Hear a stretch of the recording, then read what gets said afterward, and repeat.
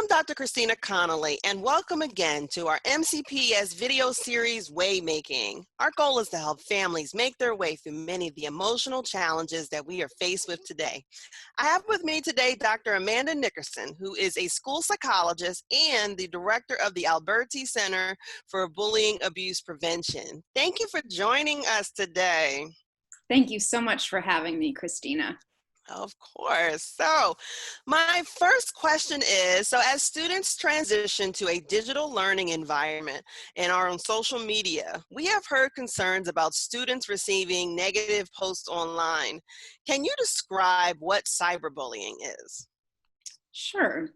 So I think I'll start with the definition that's probably the most commonly accepted one from Samir Hinduja and Justin Patchen of the Cyberbullying Research Center. So they describe cyberbullying as willful and repeated harm that's inflicted through the use of electronic devices. So it could be computers, cell phones, social media, through gaming. So just for some examples, like the one that you gave, negative posts online, but usually it's more targeted and frequent. So, sending text messages that are really insulting or harassing.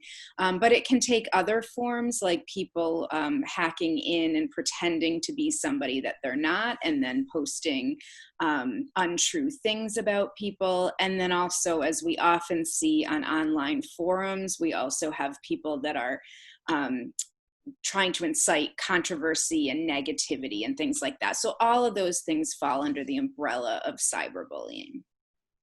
Okay, thank you. Thank you for that clarification, especially for our families who may be wondering, kind of like they hear things online, but may not have the actual definition of that. So then my next question is, so if a student is experiencing cyberbullying, what are some things that they and their families can do to address it? Sure. So I guess from a parent perspective, the first and foremost thing to do is to make sure that your child feels safe and understood. So listening and conveying support.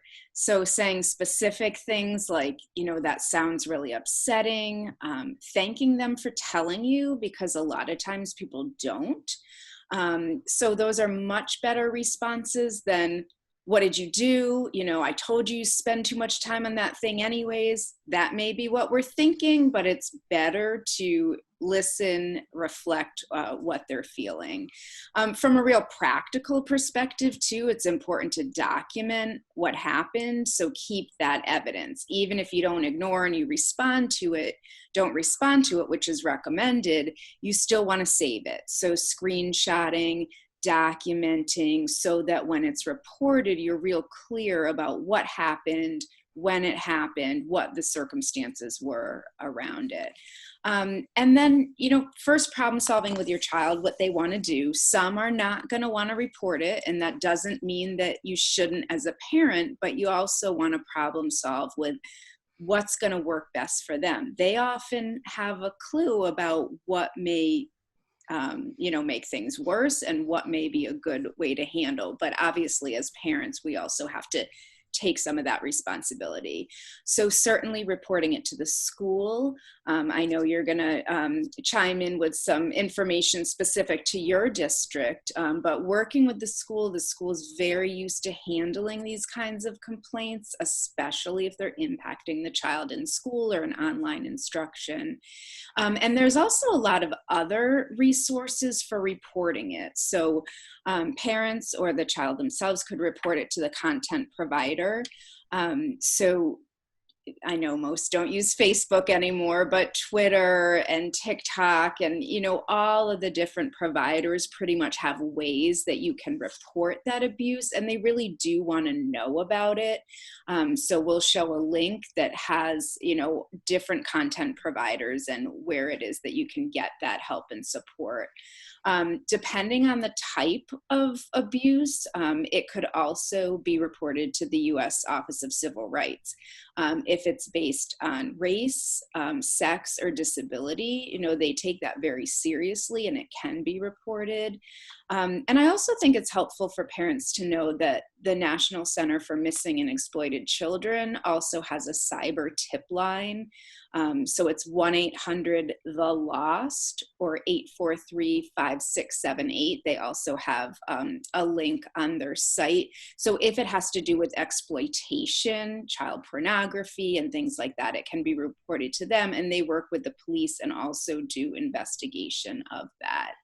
And then I guess finally, just problem solving, not only the issues we've already discussed, but also how to prevent it from happening in the future, blocking people, checking privacy settings, things like that. And not forgetting to also feel free to reach out to a mental health professional at the school or an outside community provider, because this can be very upsetting and damaging to a child. And we want parents to know that they're not alone in that.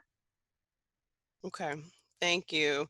And we were looking at what happens in the school. So if you're a parent or a student and you are, or your child is experiencing cyberbullying, or even some of the more traditional bullying, verbal, physical, so forth, psychological, that we do have an MCPS form where you can report bullying. So you can call the school, you can email your teacher, talk to your principal, talk to your counselor, your school psychologist, and fill out that form. And so that an investigation of bullying can occur. In addition, so let's say if your child is feeling maybe uncomfortable with that, there is also an anonymous reporting through the Maryland Safe Schools tip line. And so anyone can go on to, it's an app, and you can also call in, and all of those tips go in and are received through the Montgomery County Public Schools. So myself, I'm one of those individuals that receives those tips. It has a way so that we can anonymously communicate with the person who reports it and the Maryland Center for School Safety. And so you can go back and forth and gather this information. And then once we receive it, then we will go forth and conduct an investigation as well. So we definitely want parents, families, students to go forth. I mean, again, there are multiple ways of contacting us to let us know when bullying is occurring so that we can address it. Because we do understand, as Dr. Nickerson said earlier, in terms of talking to a mental health provider, because experiencing bullying can lead to other mental health concerns. And so that is something that is significantly important to us here in Montgomery County Public Schools. We want to be able to address that for all students, because as we know, bullying is a form of abuse. And so we want to make sure that we are addressing those things. I mean, even looking at like the Philadelphia ACEs study, they talked about how bullying was even considered with that study an adverse childhood experience, or an ACE. And so we just want to make sure that we truly are addressing bullying, but we need to know we can't help to fix it if it's not reported to us. So thank you for that information. So let's say if you have a child who is experiencing bullying, so what are some activities that students can do to help them cope with the bullying that is occurring? Mm-hmm. Well, I think it involves both, the bullying itself and then coping with it. So, we talked about some of the things that people should do in terms of reporting and things like that. It's also important to remember not to respond.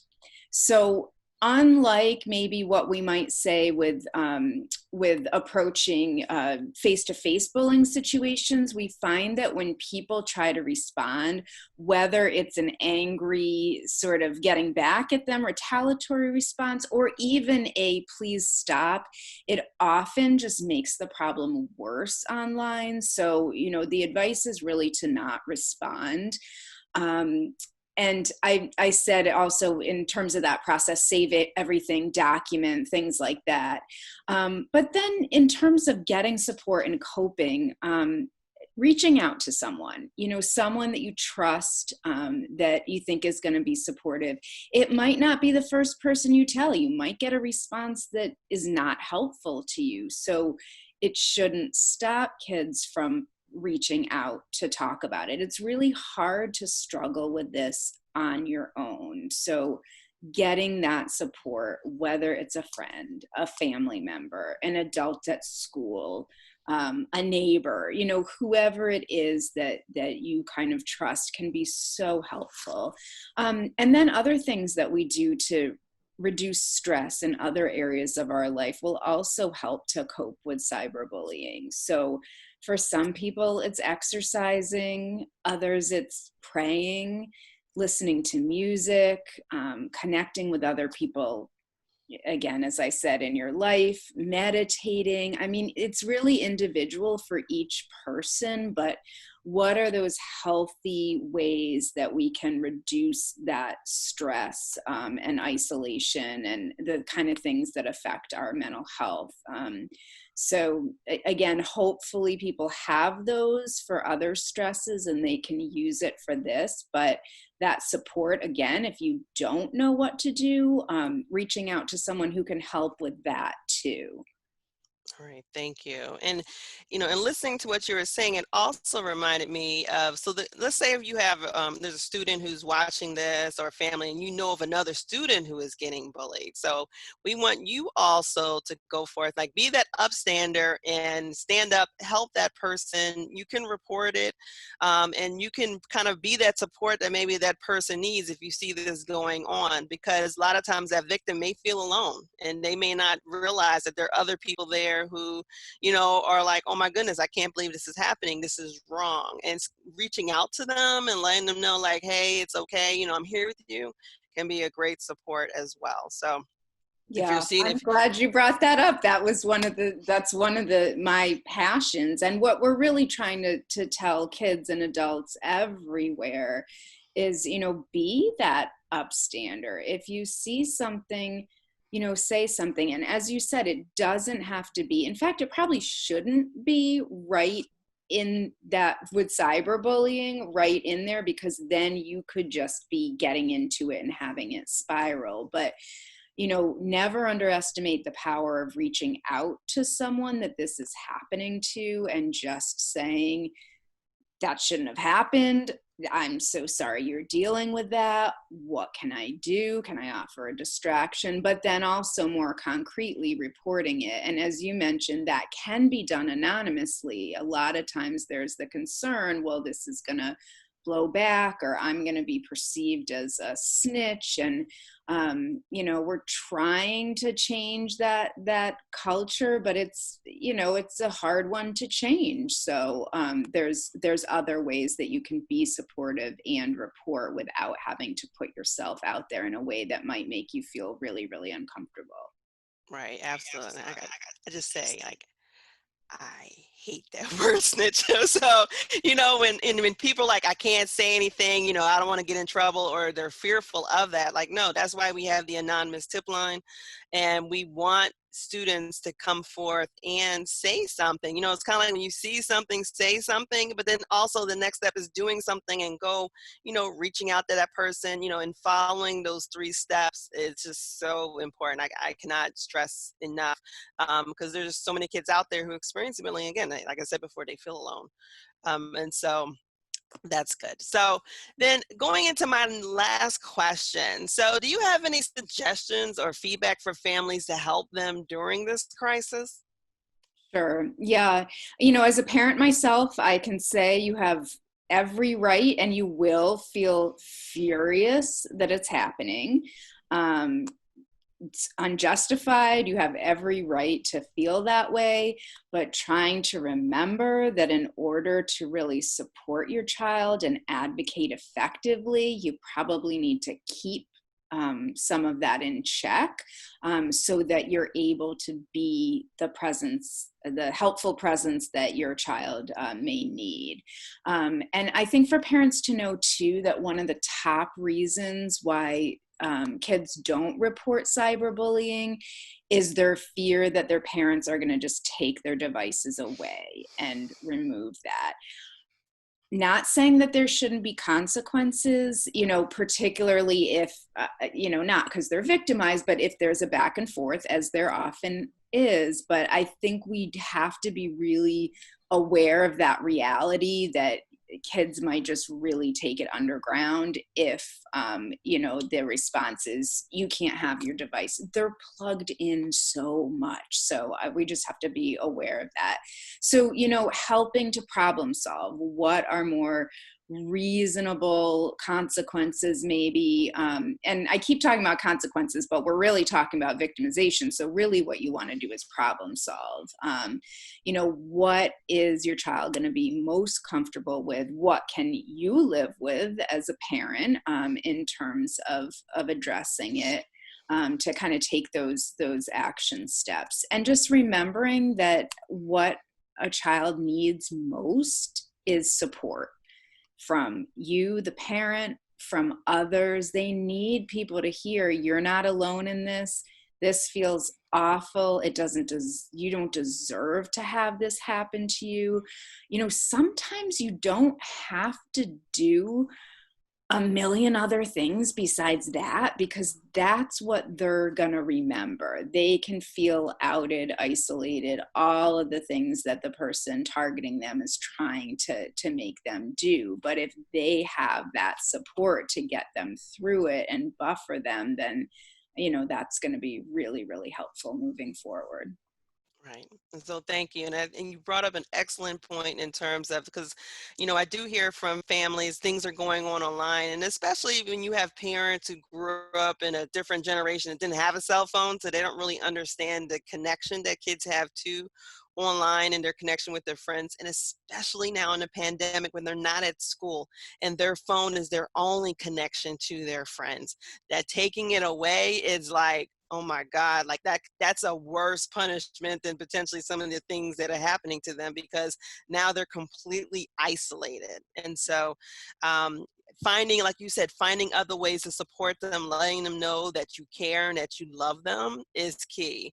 And working with the school again on how can we investigate and work to stop the bullying, because even in some cases, some of it may be criminal. And so then the schools may also then need to work with the police department with what's going on. So just being there. I mean, I can't stress enough, parents just in families being there for that child to help them, and even asking them kind of like, what do you need?